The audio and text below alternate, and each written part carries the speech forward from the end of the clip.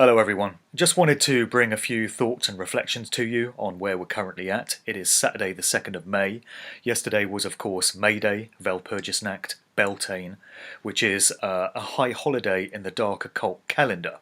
So I did wonder if we were going to get some shenanigans playing out in the mainstream news in a ritualistic fashion, in line with the religious belief systems and the occult practices of these sick bastards that we have presiding over us. All kinds of things have happened before on the 1st of May, or they've been presented to us, including that ridiculous story in 2011 of Osama bin Laden apparently having been taken out by a group of US Navy SEALs at his compound in Pakistan. So they murdered him, but then they buried his body at sea out of respect to his Muslim traditions. So sorry we couldn't get to see the body, but we can take it from them that that's what happened, because they'd never lie to us, right? That was a completely ridiculous story, but it was steeped in ritual and symbolism and all this. So that's why I wondered if some stunt would get pulled on the 1st of May. In terms of where we're at now then, I just wanted to reflect on something that was inspired by listening to a broadcast by the brother Charlie Freak. Charlie has been doing fantastic work for the past few years actually on his YouTube channel Freak Sense TV. He makes videos with his wife Colleen. If you've never checked out any of his work, just look up Freak Sense TV on YouTube. Charlie talks about all kinds of spiritual, metaphysical issues, and he gets into some current stuff as well, with some amazing perspectives. And on a recent show, he had Steve Hughes, the Australian comedian, as a guest.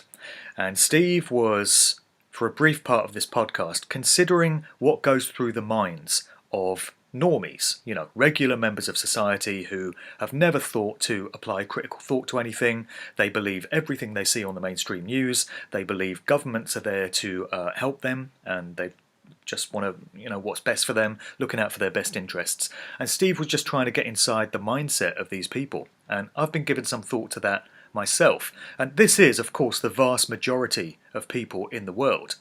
It doesn't really matter what country you're in, the dynamic is going to be roughly the same. I mean, if we're at 5% yet in terms of critically minded free thinkers who don't just take what the mainstream media gives to them, but they apply some scrutiny to it themselves, they do their own research, they come up with their own conclusions, and they take a holistically intelligent approach to all things that are going on. If we're at 5%, in the nation known as the United Kingdom, we'd be doing well. Because I feel probably around 95% of people are stuck in the mainstream mindset. So for these people, they really are going to be buying that there is this horrific, highly contagious virus which came out of China. It was people that eat bats, and through this habit from the wet markets in China, this virus just kind of mutated, and it leapt out of the bats into some Chinese people. And because of air travel, because we all move around the world so freely, and this is clearly a problem, because these Chinese people then got on planes and they went all around the world to different countries, and everywhere they stopped, this virus just sort of came out of them and floated around in the air for a bit. And then all the local people in those countries picked up the virus because it was just, in the air, floating around, waiting for a victim, and it just went up the nostrils and into the mouths of these people and infected them, and straight away they get ill. That is what the vast majority of people are buying. And of course they will also be buying that the governments of the world had no idea this was coming, and they all implemented these lockdown plans and instituted social isolation and social distancing and self-isolation and all these measures because they just want to keep us safe. That's all they want. That's why these people get into government, because they're big-hearted, they just care, they just want to help us.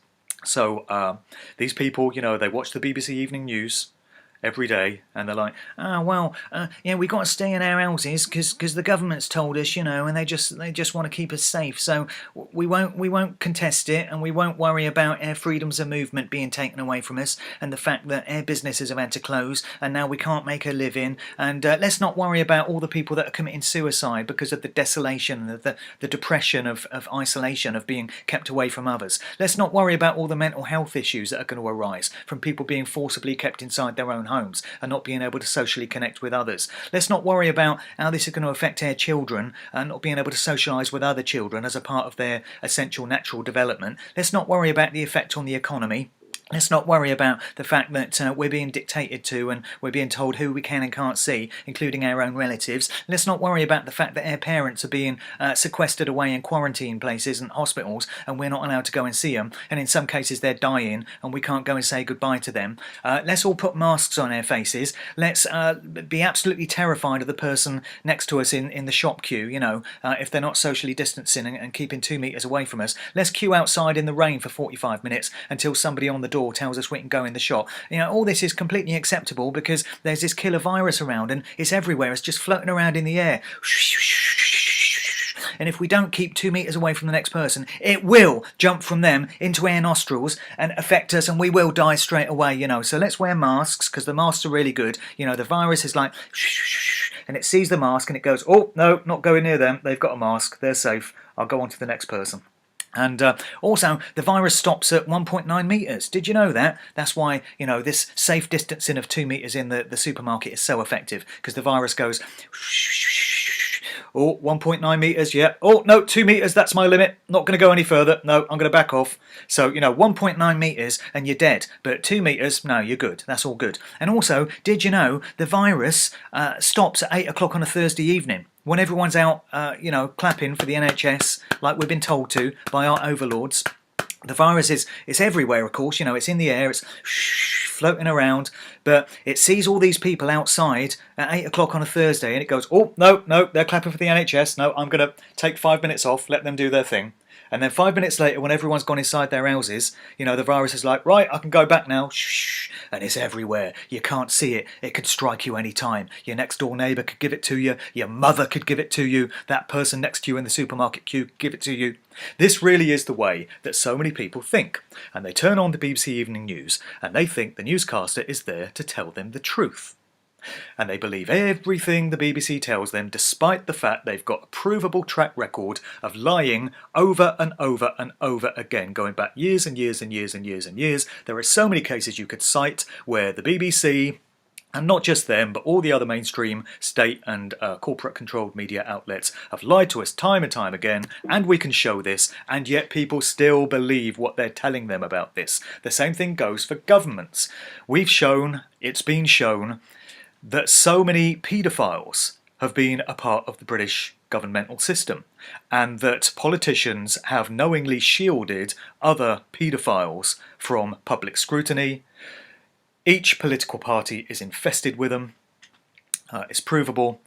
That's before we get into many of these people being Satanists and Freemasons, but that's for another conversation. So we know that the government have been protecting paedophiles, and yet people are still prepared to put their faith in anything that they say and believe it, because they've never thought to question it in their lives, and they really do believe that this world is basically a really nice place. Everything's basically okay. We just get the odd problem every now and again that we need to fix. So right now we've got this virus that's everywhere. It can't be seen, but it's in Russia, it's in New Zealand, it's in Brazil, it's everywhere.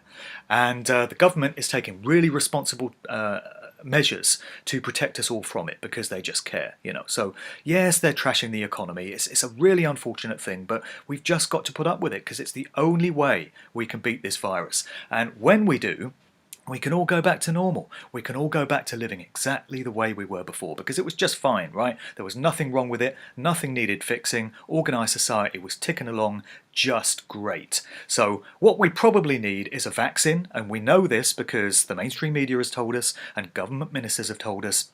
That nice man Chris Whitty and that nice man Matt Hancock, who just wants to help us. I mean, the fact that he's got 75% shares in a Dutch vaccine manufacturer is neither here nor there. I'm sure that's just a coincidence.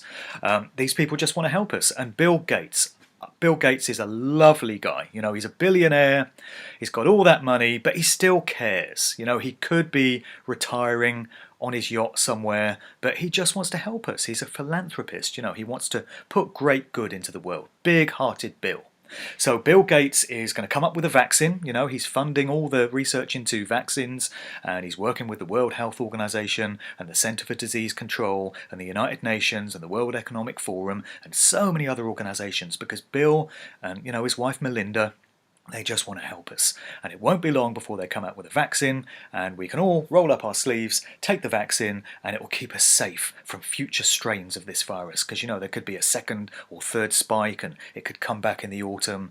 But we'll all be safe if we take Bill's vaccine. And we know this because we've been told by, you know, the mainstream. So what is there to worry about? We can all get back to normal. The economy will just magically recover. The kids can go back to school. They can very quickly catch up on all the stuff they've missed through being off for months, you know. And everyone will just recover and get back to normal. And the track and trace and testing apps that we're all being coerced into taking, you know, nothing to worry about with them. They're just to keep us safe. They're just to let us know if we've been in contact with somebody that's known to have been infected with this deadly virus. And all we have to do then is self-isolate for 2 weeks and we'll be fine and everything can go back to normal. You know, that really is the way so many people think. And it's very difficult for me to get back into that mindset because I've been on the path of looking for truth, and I've been a critically minded truth seeker for the past 10 years. But I have to remember that there was a time prior to 2010 when I used to swallow official government narratives. For instance, when the 9/11 story broke in 2001, I unfortunately swallowed the official line, hook, line and sinker for the first couple of years because I knew no better. And many people are still, most people are still in that state of mind now, and in that state of spirituality, and in that state of consciousness. And this is the big obstacle that those of us that know better are up against. And it's very interesting the way the narrative has been inverted. We live in a satanically inverted society where so often, if you want to get to the truth of a matter, you have to do a 180-degree flip, turn it on its head, and then you stand some chance of discovering where the truth lies. Whatever the BBC tells you, some good advice is usually to look in the opposite direction if you're trying to discover the truth. And so what we have is the vast majority of mainstream society are trying to frame things that if those of us that care about the loss of our rights and freedoms should go out to try and protest against them, against the loss of them, if we should decide that we're going to go about our business, we're harming no one, we don't want to put any harm into the world, we don't want to cause any loss, we don't want there to be any injured parties, but we take responsibility for these things. And when we realise we're doing no harm, we have every right in creation to go about our business and freely travel and go about the land. But the way we're being portrayed by so many of these people, aided by the mainstream media, of course, is that we're the irresponsible ones. And because we're not adhering to safe distancing, we actually stand the chance of spreading this virus and causing a second wave of it. When in actual fact, the opposite is the truth. And the vast majority of people who are blindly acquiescing and complying with tyranny and slavery, because this whole virus narrative is being used as an excuse to bring in all kinds of draconian measures, as I've discussed on previous videos. So as to whether there is really a virus or not, I can't say.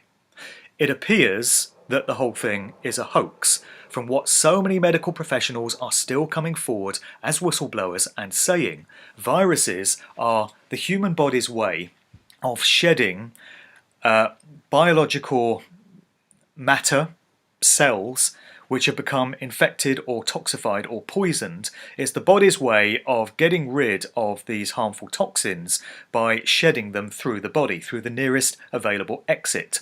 That's why we exhibit the symptoms that we do when we get ill, because it's the body's own way of getting rid of what it realizes is no good for it. But it's an entirely personal biological experience. It's your body, it belongs to you, this process is highly personal to you, and it can't be passed on to the next person. It certainly can't be airborne and contagious in the way that we're told this virus is. So that's what so many medical professionals are coming out and saying in challenge to the mainstream narrative here. Now, are people getting ill and dying from something? It would appear that people are dying from something, but I don't know what that is. I really can't say. It's possible that it's exposure to 5G radiation, because we know that 5G installations have been taking place while everyone's been cooped up in their houses under house arrest. Other than that, though, many people seem to think that all we're looking at here is an expression of the common cold or the flu, the influenza. Coronaviruses are a family of viruses, we're told, again by medical professionals, that are very similar in nature to a very bad or extreme cold or the flu. So what we could be seeing is people, particularly elderly people, particularly people with underlying health issues, dying from the flu. Now, this happens every year, unfortunately, and the statistics for the early part of this year, as much data has shown, aren't that different to what they were for this same period in previous years. So it's a fact that people die of influenza every year. But the difference is we don't all go crazy, put masks over our mouths, recoil in horror when somebody passes us in the street and run into oncoming traffic to get away from them, and act completely insanely against all common sense when we're in the supermarket. But people are doing it this year because they've been trained and coerced and conditioned and mind controlled by the government through its mainstream media mouthpieces to act in that way. So the people that are behaving in this way are enabling the taking away of the God-given natural freedoms and rights to movement, freedom of assembly, and the right to go about our business and do whatever we choose, so long as we're causing no harm or loss in creation. And the likes of us who value our freedoms and who understand how natural law works and who understand what rights are having those jeopardized by the vast majority of people who will not take personal responsibility to look into these things and who believe every word of proven liars, thieves, and criminals. So it's actually a reversal of the situation that they would have you believe. They would make out that the likes of us who are going out, carrying on our business, are putting them at risk, whereas in fact the vast majority of people are putting the rest of us and our freedoms and the freedoms of our children and future generations at risk by enabling tyranny, which is what's coming through our governments. And if anyone really still believes that governments have the say in what goes on in their countries, or that Boris Johnson is running the United Kingdom, or that Justin Trudeau is running Canada, or any other of these world leaders, just have a look at how quickly the vast majority of countries in the world went into their lockdown measures all around the same time, all based around the spring equinox, or 22nd of March, 322, all these magic occult numbers at the same time. Does this not indicate to you, can you not see that these individual governments are not autonomous, they're not independent, they didn't all take these decisions themselves, of their own accord? The directive came down from above, from the groups and the networks and the institutions that control all world governments, as well as all other expressions of organised society. And these governments, with just a few exceptions, a few rogue nations like Belarus, Iceland, Sweden, for whatever reason, didn't go along with the plan, but everybody else did. And they put their countries into lockdown, employed exactly the same methods, the 2-metre social distancing, the isolation, the quarantine, as each other, all at the same time. Does that not indicate to you, can you not see that this proves that these governments are controlled by higher powers and that they're running everything in this reality? And the only way that is going to stop is if enough people face up to the truth of the matter, get streetwise, do some research, take some personal responsibility, realise that rights and freedoms come from creation, they come from what people would call God, the supreme creator, and no man or woman can take those away from you. These are endowed to each free sovereign being in creation. Clearly, we have a long way to go in convincing many people of this, but that is the dynamic that we're facing. You know, a compassionate society would quarantine its most vulnerable people and allow everybody else to go about their business and live freely. And if this were a society where the the vast number of people had a deep inner standing of natural law principles, particularly the non-aggression principle of do no harm, then they would be taking personal responsibility for not wanting to pose any kind of danger or threat to others. And if they felt that there was any chance of that happening, they would take the decision themselves not to put themselves in that potentially damaging situation. We may get to that point, or we may not. We have to remain hopeful. I've got a lyric here from the Don McLean song, Vincent. Big hit in the early 70s. I posted this to my Facebook in the week. It came up in a conversation with somebody.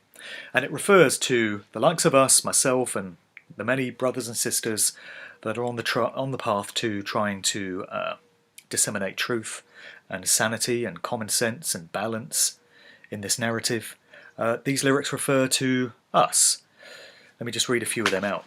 It really speaks to these times. The lyrics go, "Now I understand what you tried to say to me, and how you suffered for your sanity, and how you tried to set them free.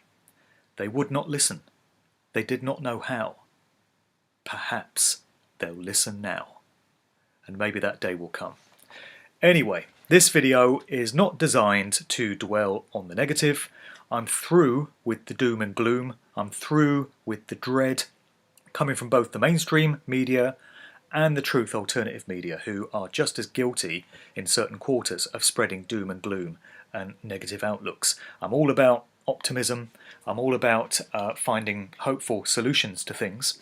And I want to address a few of these now, because on the video that I did last week, I was putting out a call to action for any experts in the area of law, common law, the Constitution, the Magna Carta, as it applies here in the UK, and basically legal experts who might be in a good position to launch some kind of direct action against the UK government for the great damage that these lockdown restrictions are causing. And there have been 3 events which have happened in the last few days which have actually filled me with quite a bit of optimism. So I want to share these with you now. So the first one comes from the English Democrat group. Now they have a solicitor on their books, or working on their behalf, by the name of Robin Tilbrook. And I'm going to read an excerpt from a press release which was released on the 23rd of April, detailing the action that this group is evidently taking against the British government. So on the 23rd of April, the English Democrats, the English Nationalist Political Party, started a judicial review against the Prime Minister and Health Secretary. We are arguing that the government's lockdown regulations, and by the way, the term lockdown that we're all now so familiar with, comes from the prison industry, referring to what happens to prisoners. Have a think about that. The lockdown regulations are unlawful. Attached is our judicial review protocol letter served in support of the challenge. The government is expected to reply by the 30th of April, which was a couple of days ago. I've no idea if they did. I'll find out in due course. Solicitor Robin Tilbrook, who is the chairman of the English Democrats, said that the lockdown over the coronavirus panic is causing huge damage to our country's economy and also to the traditional rights and freedoms of England. Yes, exactly. At last, people are using this language. This cannot be left unchallenged. So that was some good news. I really hope that goes some places, because there have been some demonstrations, there have been some protests. I know that all over Europe and in various places in the States, people have been taking it to the streets, and they've been making the statement to the government and officials that are looking on that they're not having it anymore. They don't consent to the taking away of their rights and freedoms. The lockdown measures are causing more harm than they do good. More people are actually dying from the consequences of the lockdown measures than are dying from the so-called virus, if there is one. You know, the death toll, the official death figures for the coronavirus, the last time I checked, in the UK at least, were a fraction of 1%. Something like 0.1%, if it was even that. And we've got the whole country just going crazy, being paranoid, being suspicious of each other. The whole economy has ground to a halt. Our entire way of life and our behaviours have completely changed for the sake of a 0.1% death rate. So it really is madness. And so we have the English Democrat action taking place. I was saying about protests and demos, they do send a clear statement that there are a certain proportion of people in the population that can see through the BS and they're not having it anymore. But in terms of actually changing things, they very rarely do, I find. I wouldn't say there's no value to them because they send that message out. But you don't find governments backing down on policy just because a certain number of people took it to the streets. This kind of action that's taking place is probably the only thing that is going to work from the inside, using their own system against them. I'm not saying I have personal faith in the UK legal system, but clearly there are experts out there who are on the side of the people that know how to manipulate and use the system for the benefit of the people. So we need to see more of that. Now, the next story is incredible because it was actually reported in the mainstream press. The Daily Express in the UK carried this story on the 1st of May. And it reads, Boris Johnson faces court battle as businessman Simon Dolan argues lockdown is illegal. It goes on, Boris Johnson is facing a legal challenge over the government's decision to impose the UK-wide coronavirus lockdown. A wealthy businessman has launched the legal bid, claiming the coronavirus lockdown will kill more people than it saves. Simon Dolan, whose Jota Aviation Company has been delivering personal protective equipment to the NHS, is seeking a judicial review over the government's emergency measures that he claims restrict people's personal liberty. So I really hope this one is genuine, given that it's been carried in the mainstream media, whereas other activities have not been reported there. We have to hope for now that this is the case, and we have to place some faith in it until we hear otherwise, I guess. The third event worth mentioning, or movement worth mentioning, is one that's known as the Free People Alliance. And there was an open letter to Boris Johnson which this group published on the 28th of April. And it reads, We the undersigned wish to make known our very serious concerns over what is happening to our country. Current governmental actions are causing immense damage to the economy, no shit Sherlock, bringing hardship to millions. Formally, and then it goes through a number of points that it wishes to raise with the government, and the one that I wanted to draw attention to involves our old mate Bill Gates, big-hearted Bill. The document says, formally investigate Bill Gates and the results of his vaccine programs, particularly as Professor Chris Whitty, who has effectively been running the show as the alleged science expert in your absence, seems to have had a lot of dealings with Bill Gates and appears to be pushing Bill Gates's objectives. Well, Matt Hancock is also very much in bed with Bill Gates, it would appear, in terms of business interests as well. So Bill certainly gets around a bit, doesn't he? And one thing that I wish this document had addressed is the fact that Bill Gates's name, this individual who's been wheeled out as an expert in all kinds of health matters and medical issues, despite the fact he's got no training in any of these areas, but we're all required to listen to what he has to say, his name appeared on the flight log of Jeffrey Epstein and his Lolita Express, this private plane that carried various high movers and shakers, individuals in politics and big business and celebrities, to his private island in the Caribbean, which was known to have been a hotbed of child sex trafficking and pedophilia. So Bill Gates is named as having been on that plane. Why is he not being asked about this? Why is this not being raised in the mainstream media? Why are people going to take any kind of advice or any kind of instruction from somebody who is a known associate of child traffickers and paedophiles? Is that not a point worth raising? Another addition to that is the fact that there was this character Boris Nikolic, who was a former medical advisor to Bill Gates, who turns out to have been the executor of Jeffrey Epstein's will. So there's yet another nefarious link connected to Bill Gates, as if we didn't have enough already. So these three movements or measures fill me with some optimism, some hope. They may go somewhere, I really hope they do. But most importantly, it's evidence of action. It's evidence of people that care enough, getting off their asses and doing something and using their expertise, using their skill sets for hopefully some common good.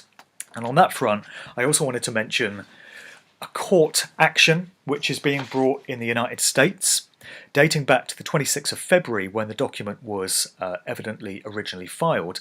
And this is between an individual by the name of Cyrus A. Parser, who represents a company called the AI Organization.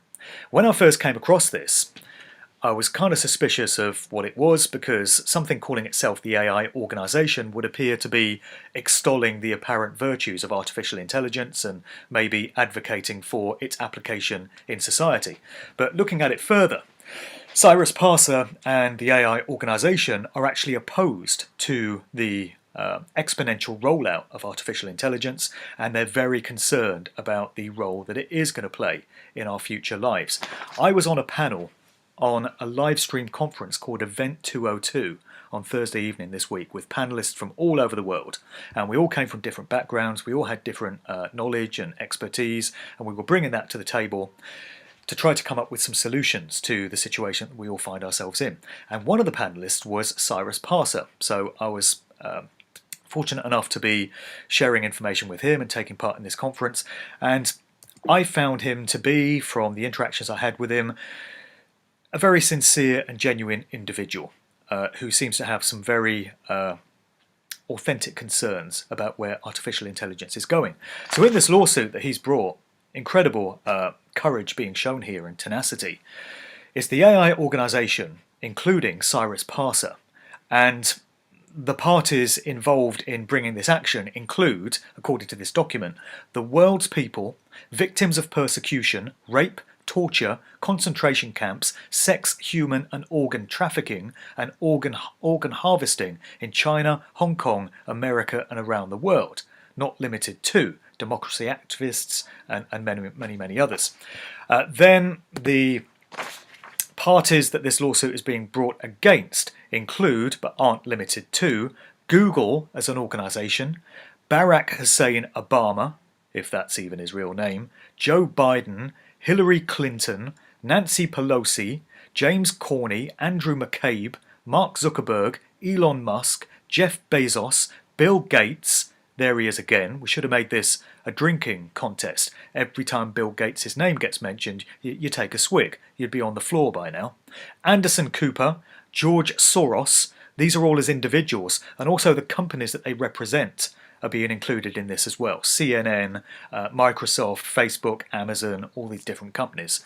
So this is a landmark legal suit being filed here against all these individuals and corporations. So I'm not sure what progress this has made. I will try and keep a close eye on it, but I wish the best of luck and all the positivity and creation to Cyrus A. Parser and the AI Organization for these incredible moves that they're taking. So all these things, to my thinking, are reasons to be optimistic.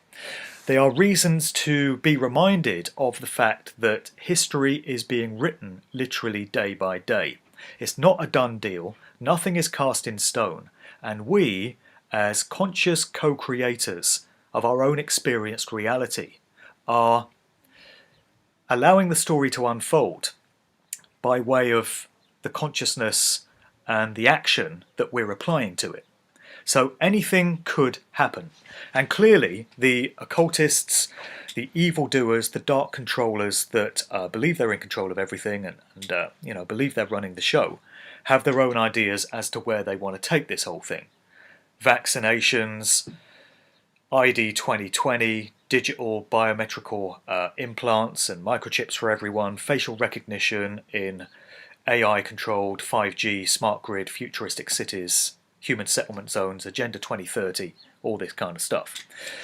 But there's another side to the story, and that is that these individuals by number are very, very small in the overall population of the world. We, regular everyday folk who are in their crosshairs, we're their victims, we're the ones they want to enslave with all of this technology. We have the numbers on our side, and we are legion in our volume. And it's become very clear to me through the research I've done over the years that these occultists have learnt how to harness energy, vibrational frequencies, magic as they call it, And they've been able to manipulate all these forces of nature to their own ends, according to their own aims. All that we have to do, or enough of us, a critical mass number, is to use those same processes which are open and available to anyone, and they're neutral in their base state. So magic per se is not evil. It's waiting to have the will and the intent of a practitioner applied to it. And the universe is structured so that the forces of nature within it respond to the collective consciousness and the will of people applying their intent to it. So if you've got a large number of would-be evildoers who are putting dark energy into their intent, and they have a goal which is not steeped in benevolence to all of humanity, but the opposite, to enslave and control and dominate them, then the universe will facilitate that. Because these people are all united, they're on the same page, they're applying their will, they're making this statement that this is what they want to achieve, and so that's what comes to pass. But the rest of us, or at least enough of us that stand for truth, freedom, justice, love, could be harnessing these same forces to bring about the kind of results that we want. And I would suggest that's what many of us need to start doing, to overwrite the evil, to overwrite the darkness with a version of reality going into the immediate future that we want to see. So, as I said earlier in the video, I'm all about positivity, I'm all about optimism now. I'm done with the doom and gloom, I'm done with the despair. I've been there, I've come through it. I made this statement of affirmation, declaration to creation, to the universe. I put it on my social media the other day, some of you may have seen it, but it's this notice. And I've put it up all over the house in various places so that these words and the energetic imprint of them can resonate out into creation. Truth, freedom, justice, love. Evil and deceit shall not succeed. The sovereign people of earth will take back their power and live freely. God helps those who help themselves. So you can't just sit around hoping that things will get better. You have to apply some will and some intent and some action to it. But I got sick of going to bed every night and finding certain words and phrases that had been implanted by the mainstream media ringing around my head. So I had the bloody word coronavirus and COVID-19 and pandemic just bashing through my head every time I tried to switch off from the world. And so I made a conscious effort to overwrite these words and phrases with the ones you've got here. So instead of coronavirus, COVID-19 and pandemic, it's truth, freedom, justice, love as a mantra. These are the things that I want to see manifest in the world. This is my personal declaration to the universe of that. People might think this is new agey. You can think what you like. This reality is made up of energy and frequency and vibration. The genius Nikola Tesla said something along those lines. If you want to think about how the universe works, think in terms of vibration, frequency and energy. This is all waiting to be harnessed by us, and it can be shaped and moulded into any kind of result that we wish to see. So this is a statement that is staying with me and is being made as an affirmation every day to creation. I don't really care what anyone thinks of this. If people think this is a load of old nonsense that doesn't work, couldn't really care less, because it's working for me, and this is where I'm putting my intent right now. So many people watching this may want to join me in it. Truth, freedom, justice, love is my new mantra. That's my new intention that I'm setting out there. In terms of where things are going, there may well be some very good news in the coming days. I don't want to say any more on it because there's lots still to be seen in terms of how it's all going to pan out. But if there is some very unexpected, extremely positive news that comes along during the month of May, we shouldn't all be too surprised. So I'll keep that one under wraps for now, again, because I'm not entirely sure what's going to happen on that front myself, but I just wanted to put it on the record there. This week I guested on the Event 202 live stream conference, as I mentioned. That went out on Thursday. It was broadcast online for about 3.5 hours. I've posted the video to it on my YouTube. I'll put the link below, but you can find it elsewhere on the channel if you want to go back and listen to what everyone had to say in that incredible lineup of panelists, people from all over the world contributing. Big shout to Dave Murphy, aka Allegedly Dave, for coming up with the concept for that. Thanks to Shelley and Karen for hosting, and also Robin doing the tech stuff, and a big thanks to Simone for the organisation on that front. Also this week I guested on Billy Ray Valentine's Infinite Fringe podcast. Billy Ray is one of my favourite podcasters. I love the guy's show. He's my brother from another mother in New York, and we did a show that wasn't about the coronavirus. Can you believe it? Other subjects do exist. We got into my novel, The Cause and the Cure, which I put out at the start of the year. Quite a prophetic title, it turns out, in the event. But we did a show just getting into some of the symbolism and some of the layered coding that I've put into the narrative of that book, which I consider to be truth fiction. So watch out for that show. I don't think it's posted yet on the Infinite Fringe podcast site, but as soon as I get the audio to it, it will be on the YouTube as well. So check back in a couple of days if you want to listen back to that one, if you think you would find it refreshing to listen to a show that doesn't go on and on about the coronavirus, 5G, vaccines, or anything else. That's pretty much where I'm at for now. It is Saturday, 2nd of May. I'll do another video in a few days and we'll see how things are panning out. But like I said earlier, no more doom and gloom. As far as I'm concerned, we're writing the story day by day as we go along, and it's all about focusing on positive outcomes now. And I'll keep a close eye on those legal cases that I cited earlier to see where they all go, and I hope we get some more good news in the coming days. Thanks for now, stay safe, and when I say that, I don't mean stay safe from this virus. I mean stay safe from tyranny, stay safe from insanity, stay safe from normies, stay safe from the virus of the mainstream news, and just remember, truth, freedom, justice, love, and rights in creation are the things that are really important in our lives. Catch you again soon.